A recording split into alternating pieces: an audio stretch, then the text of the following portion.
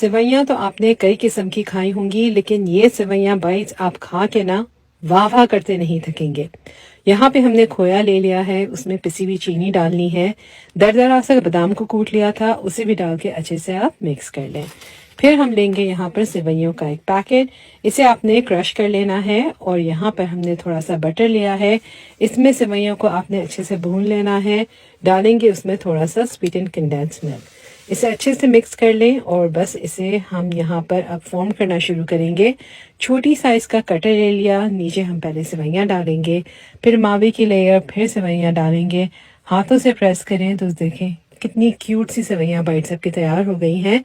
एक चीज का ध्यान रखना है कि सेवइयां जो है वो आपकी हल्की वार्म हो, तो ही आप इसे प्रॉपर शेप दे सकेंगे।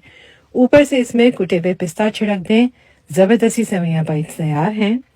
अब आप भी इसे बनाएं और अपने प्यारों को खिलाएं।